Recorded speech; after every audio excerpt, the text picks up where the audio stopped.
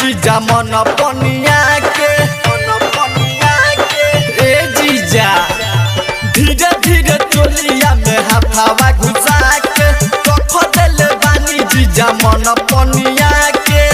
डाली ना लभ वाला दानवा जीजा कि छुई ना जो बनवा जीजा धीरे से डाली रंगवा जीजा कि छुई ना जो बनवा जीजा धीरे से डाली रंगवा जीजा होली है धीरे से डाली रंगवा जीजा बिट्टू डीजे छुई ना जो बनवा मलाही बजा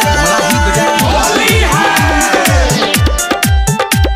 धीरे से डाली रंगवा जीजा होली है धीरे से डाली रंगवा जीजा देही से देही ना हमारा रगड़ी छूटे हमरो बात तेजी से बढ़ी हाँ हाँ देही से देही ना हमारा रगड़ी छूटे हमरो बात तेजी से बढ़ी गिजे ना दे हम खजानवा जीजा कि छुई ना जो बनवा जीजा धीरे से डाली रंगवा जीजा कि छुई ना जो बनवा जीजा धीरे से डाली रंगवा जीजा होली है धीरे से डाली रंगवा जीजा कि छुई ना जो बनवा जीजा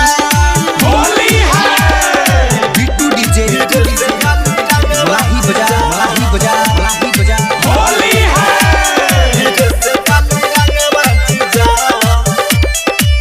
जीजा सूरज नाही फायदा उठाई कोई की है ना तो दिली पिकड़ाई जीजा जीजा सूरज नाही फायदा उठाई कोई की है ना तो दिली पिकड़ाई मानी ना बिट्टू के मनवा जीजा कि छुई ना जो बनवा जीजा धीरे से डाली रंगवा जीजा कि छुई ना जो बनवा जीजा धीरे से डाली रंगवा जीजा होली है बिट्टू डीजे मलाही बजा मंदिर के पीछे।